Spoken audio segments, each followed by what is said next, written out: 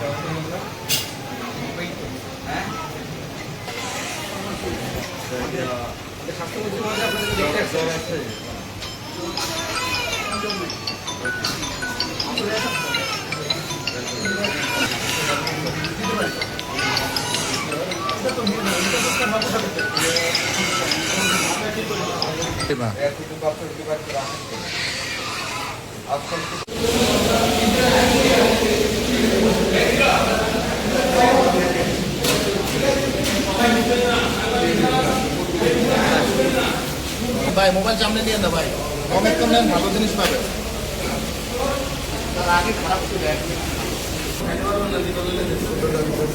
আরে ফারুক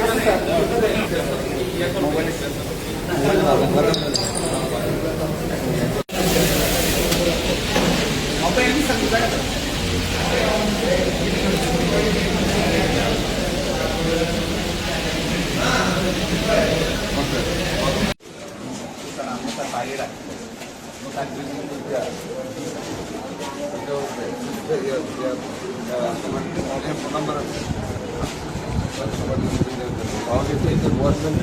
সতেরোটা বছর আপনারা শুনে অবাক হবেন, এই রেডিও থেরাপি মেশিন এখনো 11.5 কোটি টাকা দাম। 18 কোটি টাকা দিয়ে মেশিনে না চুরি করে একটা ফরিদপুর, একটা গোপালগঞ্জে ফেলে রাখছে, খুলনাতে ফেলে রাখছে, অবসলিট হয়ে গেছে এই দেশের সম্পদ। বহু হসপিটালে এক্সরে মেশিন 2 নম্বর মেশিনে না পেশির সরকার ফালাই গেছে, বঙ্গের এখন বাঙালির কাছে এখন এই অবস্থা থেকে দেশটাকে উঠে আনতে যদি বলেন কতদিনে, ভেরি ডিফিকাল্ট হচ্ছে।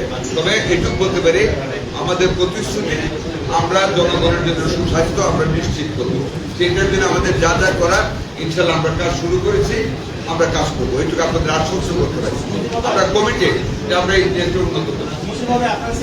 নাম করেছিলাম জন্মহার কমিয়ে, সেখানে আমরা এখন 2% মোর আমাদের গ্রোথ রেট বেড়ে গিয়েছে। আমাদের হাতে আমরা দায়িত্ব নেওয়ার পরে আমরা 31 মানুষকে দেওয়ার মতো নতুনত্ব পাইছি। সুখী ট্যাবলেট নাই, আপন নাই, মেয়েদের আরো 2-3টা নাম আছে কি কি তারা ব্যবহার করে, কোনোটাই নেই। দোয়া রাখবেন আগামী 15 সেপ্টেম্বরের ভিতরে আমরা একটা বাফার স্টক সৃষ্টি করতে যাচ্ছি। অনলাইনে মানে আমাদের সাপ্লাই লাইনে সমস্ত কিছু আসতেছে, কন্ডম, হ্যাপি, সুখী ট্যাবলেট, আপন ট্যাবলেট, আদার ইউজেস, মানে ঠিক যেগুলি মেয়েরা যেগুলো ব্যবহার করে, আমরা একটা বাফার স্টক তৈরি করতে যাচ্ছি। আমাদের অলরেডি ফার্স্ট লাইনে আছে, একটা বিশাল বড় টেন্ডার হয়েছে, এই সপ্তাহের ভিতরে ইভ্যালুয়েশন শেষ হবে। সেপ্টেম্বরের শেষ থেকে দোয়া রাখবেন আমরা একটা ব্যাপক হারে ফ্যামিলি প্ল্যানিং এর ক্যাম্পেইন করতে যাচ্ছি, যাতে রাস্তাঘাটে পর্যন্ত যাতে জিনিস পাওয়া যায়, মানে ইজিলি অ্যাভেলেবল করবো মানুষের কাছে, যাতে জন্ম আপনাদেরকে নিয়ে আমরা সেই ক্যাম্পেইনটা যাচ্ছি।